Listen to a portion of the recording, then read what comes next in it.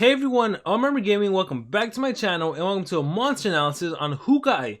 This monster is an upcoming water legendary monster and is quite a phenomenal water legendary monster at that. Let's just jump right into the analysis. This monster boasts a life of 38,303, and I say boasts this life because it's actually the third highest in the water category. It is third only to War Master Thalassa and Cryoton. Cryoton currently dominates, having the highest life in the water category, followed by War Master Thalassa, and now we have this monster. So very impressive there. But what's even more impressive is this monster's power, 3619. This is officially the second highest power in the water category. Number 1 is Stake with a power of 3685. It's only a couple points, and I would say this monster completely obliterates Stake because Stake does not have the anticipation trait. But more on that later. This monster then has a speed of 3454, which is not a bad speed by any means. In the water category, it's actually the 6th highest stat. Actually, quite a bit of monsters have this speed stat. Quite a bit have 3465, 3476. But honestly, speed stat doesn't matter on attackers. This monster is an attacker. And once again, the trait is anticipation. This monster has anticipation. That is so darn good. But it gets even better. This monster is immune to control skills. He cannot be stunned, Mega Stun, Possessed, Mega Possessed, Frozen, Mega Frozen. This monster is incredible. Very incredible. Anticipation is alone like one of the best traits in the game. So many monsters have extra turn skills, right?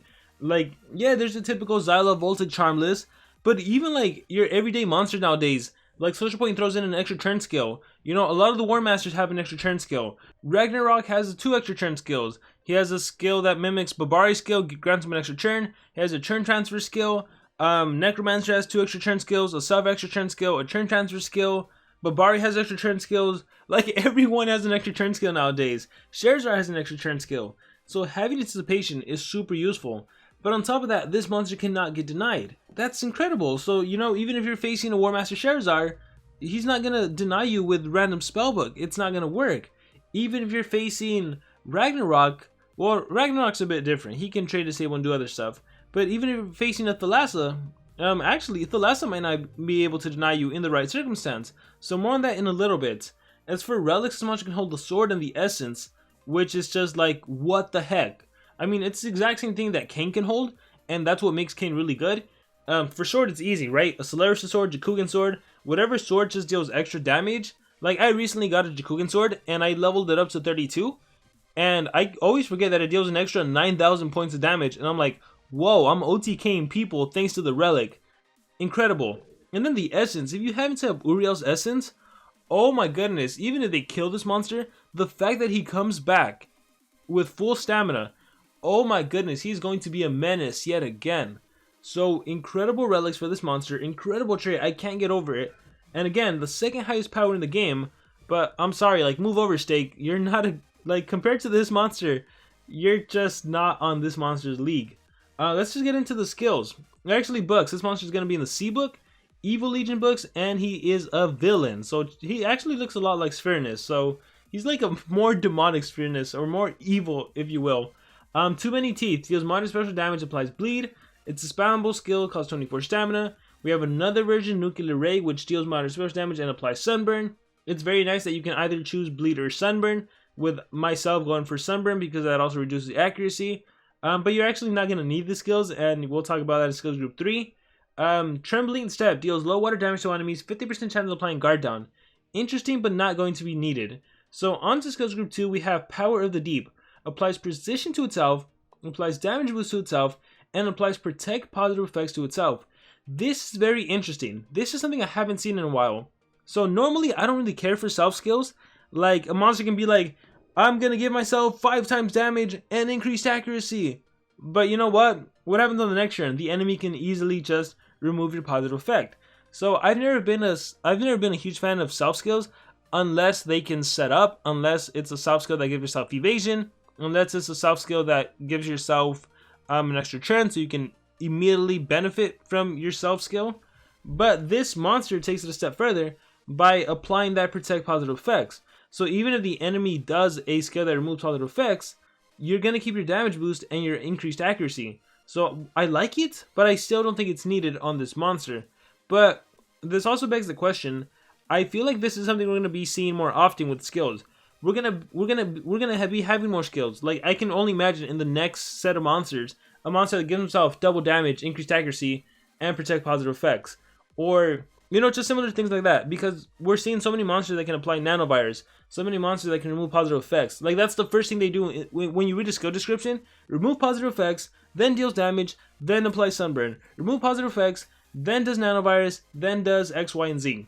So I definitely feel like we're going to be seeing protect positive effects a lot more.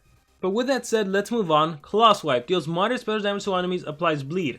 So we have an AoE bleed, deals 40 special base damage on a 2-turn cooldown, which is not bad whatsoever, and it only costs 27 stamina, which is really good. Quaking Step deals heavy water damage to an enemy, applies daze, and applies guard down. Guard down makes so you always land your attacks. And daze reduces the damage output by 25% as well as the accuracy by 25%. So it's actually not that bad of a skill. But now let's talk about skills group 3. Deadly Interruption deals massive water damage to one enemy. 70 damage, 0 cooldown, 0 cost. What in the world is this skill? I do not understand. Let me repeat that. 70 damage, massive water damage, no cooldown, meaning it is spammable. No cost, meaning it is spammable. 100% spammable. Okay? So, let me remind you what the trait is again. This monster is immune to control. You cannot stun, you cannot possess, you cannot freeze. On top of that, even if you hit cooldowns activated against this monster, doesn't matter. Deadly Interruption has no cooldown. On top of that, even if you 100% stamina drain, doesn't matter. This skill, Deadly Interruption, which deals 70 damage, costs no stamina. So, the only way you can honestly deny this monster is if you total blind. Like, that's seriously the only way to stop this monster from actually hitting you with a super devastatingly strong attack. And I mean, there's also like those one-off, like weird single control skills. Hackster has one. Tamarion's Time Stopper, Stop Time. Mr. Flaky even has one, Borrowed Time. But really, like, this monster, you essentially, without this monster having evasion, without this monster having anything like that, he pretty much gets a guaranteed attack. It's crazy to me. That is so darn powerful. But let's keep going. Meltdown Ray deals moderate special damage to all enemies and applies sunburn. So pretty cool. And in skills group 2, we have an AoE bleed version, and then with Meltdown Ray, we have the AoE sunburn version. Same 40 damage, 2-turn cooldown, 27 stamina cost. And then we have Disempowerment, which deals heavy water damage and activates all the cooldown on one enemy, which could be very useful. If you can't OTK an enemy, you might as well activate the cooldowns. So this monster even has some form of denial to himself. No AoE denial or anything, but a single target denial kind of thing.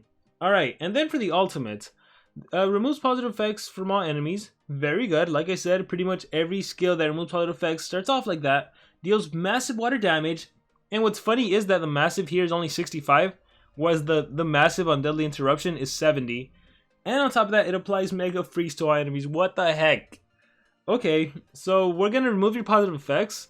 We're also going to Mega Freeze you. Oh, we're also going to deal a bunch of damage, so you might die. But in case you don't die, let's Mega Freeze you. Oh, and let's also block yourself from getting any positive effects. Oh my gosh, this is just like Voltar, except Voltar took it a step further by doing Trait Disable. So at least this monster doesn't Trait Disable. So this ultimate isn't as overpowered as Voltar, but it is still pretty darn powerful. And again, what can I say? Like, these monsters are just so darn devastating. I really can't get over Deadly Interruption. Seriously, the 0 cooldown, 0 cost, being immune to control, having anticipation trait, like, my goodness. Like, obviously, you can Trait Disable, right? But you can Trait Disable any monster, because every time I see a monster that has a really good trait, I always see a comment that says, oh, but Trait Disable can counter him. Yeah, but Trait Disable can quote-unquote counter anyone. Like, that's not a good argument. Like, the fact that he's immune to control and he can't be stopped with stamina drain or cooldown activated, that is powerful. And then when we look at his other skills, so like, what would you run on this monster? You could run the AoE Sunburn, you could run the AoE Bleed. Those skills back to back are pretty much going to kill everyone, assuming they land. Deadly Interruption is a must-have on this monster. So as for your last skill, I would say run Disempowerment, right? The ability to cooldown activated, that would be powerful. So Disempowerment, all of skills group 3 and class swipe, I would say. You could also choose to take advantage of Quaking Step if you want the guard down. Guard Down could be really good for setting up for a future monster to attack.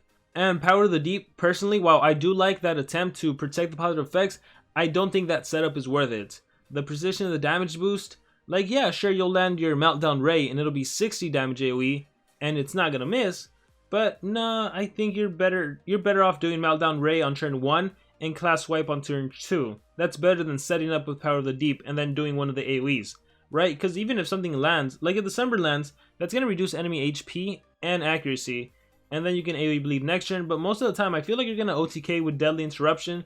This monster you can set up, give him a double damage or increased accuracy with another ally. Like, this monster is going to have good synergy in any team you plop him into. The fact that he can't be controlled, the fact that he has anticipation so the enemy isn't going to be able to quickly use an extra turn monster to try to defeat you. Oh my goodness, this monster is powerful. Plop him into any team. Strengthen on this monster, I would say 2 strength. Definitely 2 strength. Make him OTK with Deadly Interruption. Or maybe make him OTK with Meltdown Ray. And then, yeah, seriously, like Meltdown Ray, a Jakugan sword on top of that, the Sunburn, if he dies, if you have Uriel's Essence, he comes back from the dead. Oh my goodness. As for the third rune, it's up to you. It can be single speed, it can be team speed. If you could honestly even do life, heck, you can even do 3 strength if you wanted to. Only if the enemy has an extra turn monster, I would say you should do 3 strength. Otherwise, do a single speed. And with the ability to swap out runes, it makes life so much easier now. But it goes without saying, this monster is super darn powerful. Now I want to hear from all of you guys. You know, that was my opinion. What do you guys think about this monster? Do you think he's the best water attacker? Like in the right scenario, this monster would almost be able to take down a War Master Thalassa. Thalassa's saving grace is that Plankton Eater. Her skill that trait disables and then gives an extra turn. So if Thalassa was to take on this monster, she would trait disable before your anticipation could kick in. So unfortunately that still wouldn't work. However, if this monster had like a skill mirror and evasion, then this monster could take out Thalassa. Because, for example, if this monster had skill mirror and Thalassa did Plankton Eater, then yeah, your trait would get disabled, but you'd reflect the Plankton Eater back to Thalassa, so then you'd get the extra turn, and then you'd be able to dominate the battle from there. Or if Thalassa had to waste a turn removing your positive effect with high pressure fluid, well, then your anticipation would kick in, and then you'd get to do something. You know, that's when you could do disempowerment and do cooldowns activated. So in the right team scenario, I think you can take out the Thalassa bases with this monster. So it's going to be interesting to see how Monsters of Legend will be. The War Masters, they're not outclassed yet, but I think more and more we're seeing a lot more regular monsters. Yeah, I don't even know what to call them because they're not quote-unquote elite monsters, but they are definitely elite in their own sense, where they can stand toe-to-toe with the War Masters. Some of them, I would say, are even becoming a little more powerful. So I'm curious to know what's going to be the next generation of Monster Legends, what's going to be the next. You know how like we had VIPs and the Nemesis and the War Masters? I wonder what's going to be the new thing and to what heights they're going to be. What traits are they going to introduce? Is it going to be like 3 traits now? I don't know. We're going to have to wait and see. But yeah, with that being said, that has been my analysis on Hookuai. I hope you guys really enjoyed it, and I want to hear from all of you guys. What do you guys think about this monster? Any and all thoughts in the comments below. Thank you very much, and I will see you all next time.